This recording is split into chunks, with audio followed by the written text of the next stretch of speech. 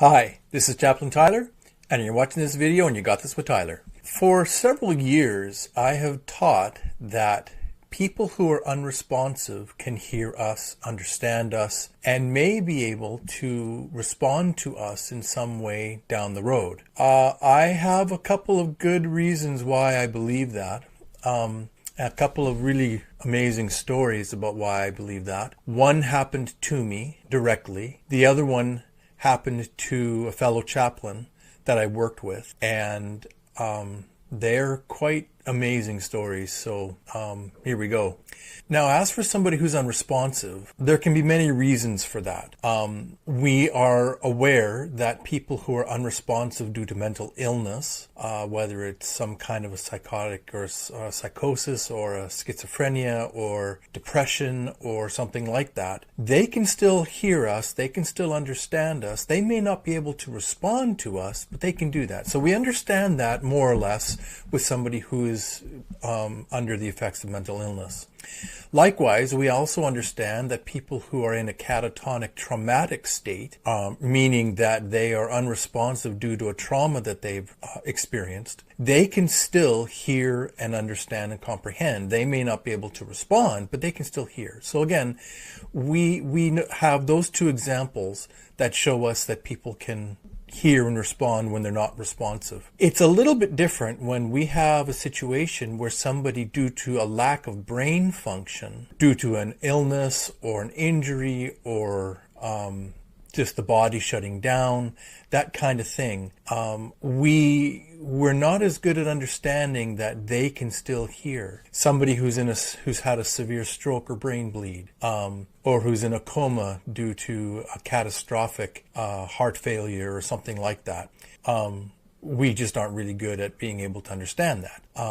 It could also be where, what if we're speaking around babies still in the womb? Can they hear and respond? And that's a whole different topic. But is there something there where they are able to hear and comprehend? I don't know. That's a gray area for a lot of people, and it's one that I'll probably touch on sometime down the road.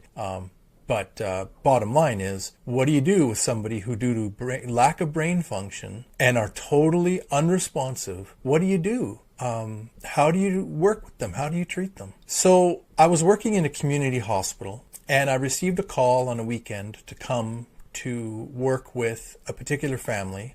Actually, I don't think it was a weekend. I think I was working at a different hospital, and I got a call because I was on call for that hospital. I got a call on a weekday. That's how it happened.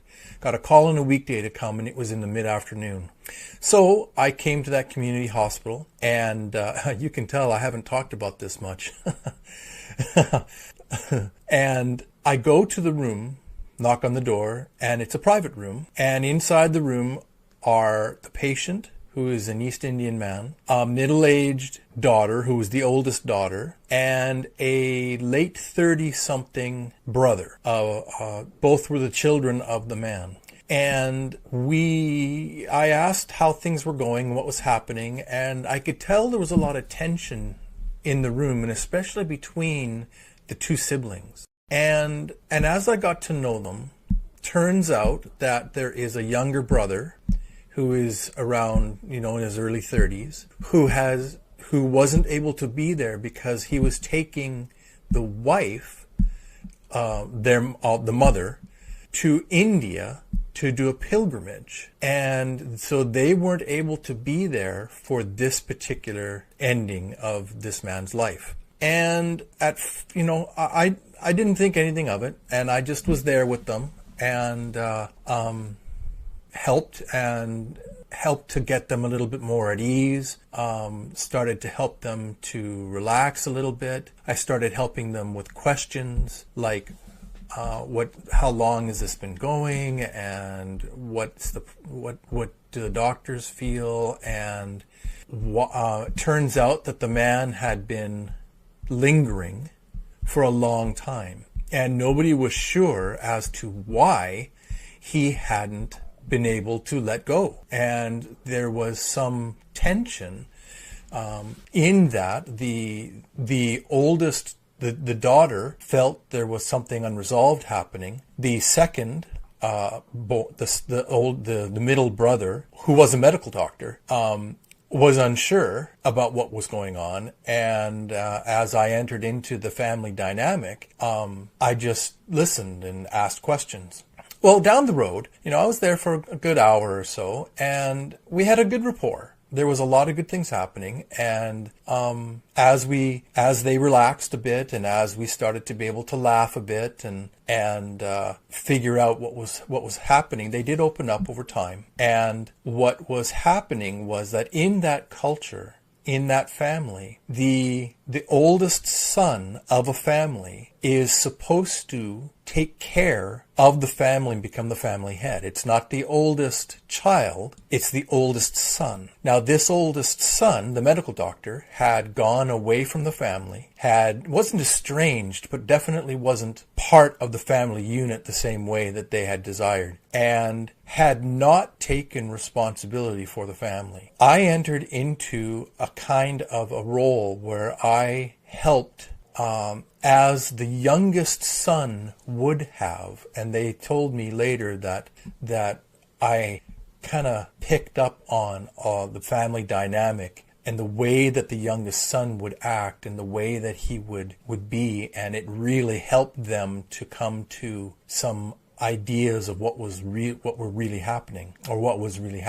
And as we continued, the talk became very serious about what would happen to the family after the man died, what was going to be needed, who was going to take responsibility, what was it that they needed to figure out. And the oldest son, the medical doctor, came to the point where he apologized to his sister for not taking responsibility and promised that he would look after the family in a way that was honoring and respectful to them. It was a beautiful moment, and I don't know if I had tears in my eyes, but I sure felt it. And the daughter, his sister, said, thank you so much. It means so much. Now, we were at the foot of the bed, and closest to the door was me, then the son, and then the daughter was by the window, and we were all kind of around the foot of the bed looking at each other, and then at the man who had been, again, very unresponsive for several days.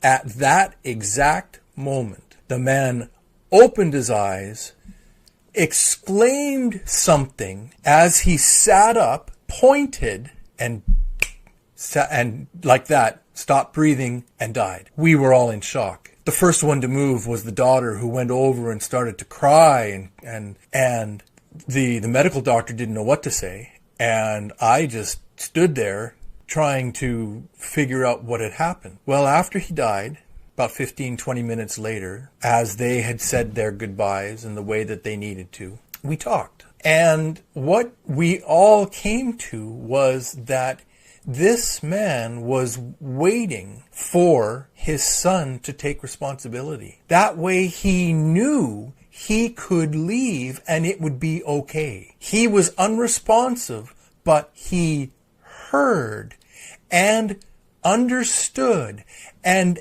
acted on that prior to him dying. It was an amazing experience, one that I treasure in my heart, actually. It was a beautiful moment. I went to the funeral and was there with them and just supported them. People who are unresponsive can still hear, and they comprehend, and they can react to what is said around them in some way, or they may choose to react in some way at some point. That was the first story. The second story happened to a chaplain that I worked with. We were working in a long-term care center with a hospice associated with it, and he was working at the hospice at the time. And he went into a room where there was family members there, and the man was unresponsive. He had not been able to respond for how many days or weeks. And that palliative unit at the time, that hospice, it was expected that somebody would die within 8 days of somebody being there. So it was quite acute.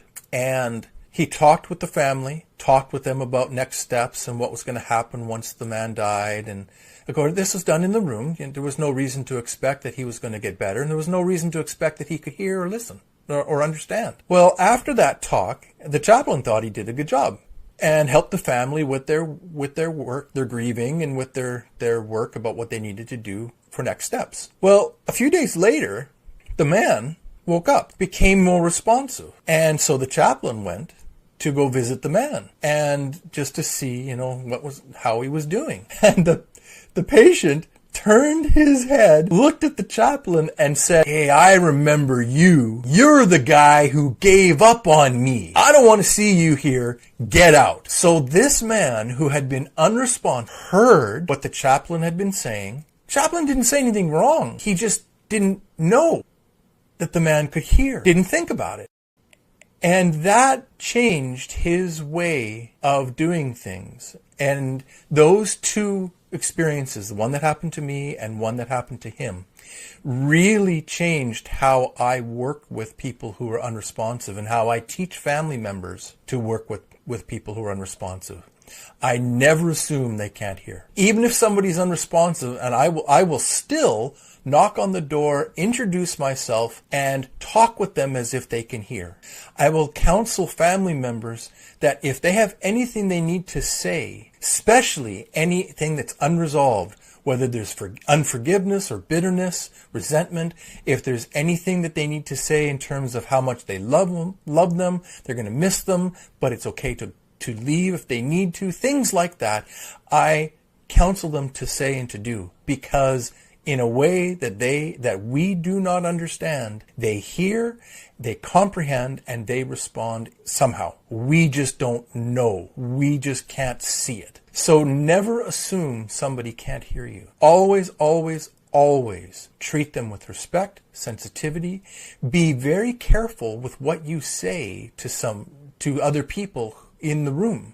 Don't treat that person as if they can't hear you. Even if you're there as a caregiver, to work with a family member in some way, if you're a staff member, whether you're a nurse, whether you're a chaplain, whether you're an MD or whatever you are, always look at the person, introduce yourself, let them know why you're there. And I got to the place where if I had somebody that was unresponsive, I would say whatever I did, I told them before I did it. So for example, if I wanted to hold their hand after I'd introduced myself and whatever, this is me, this is Chaplain Tyler. I'm sitting by your bed. I'm sitting beside you now. And I hope it's okay. I'm just going to hold your hand for a little while so that you know that I'm here and that you're not alone. And I tell them specifically. Once I started doing that, it just felt respectful. It felt right to do. And I didn't have any more very extreme situations like those, but I know that I would be prepared in case, and I wouldn't have disqualified myself from supporting somebody who woke up. They would know that I respected them, I cared for them, and that I was treating them exactly as if they were still 100% functional. They're still people, and I needed to treat them that way. So I give you that as a starting place for why I believe that there are things in this world we can't explain. Does that mean that they were consciously unconscious? I don't know. Does it mean their mind was working? Maybe. In some way, does it mean that they were able to listen with another part of themselves? Maybe they were listening with their spirit and with their heart. Maybe that doesn't go away when somebody becomes unresponsive. I don't know. I don't have the answer. But it's a starting place to think of some of the questions that really catch us and make us wonder, is there more to this reality than what we think? This is Chaplain Tyler, wishing you a wonderful day. May you be blessed. And remember, I see you, I believe in you, and you got this. Take care.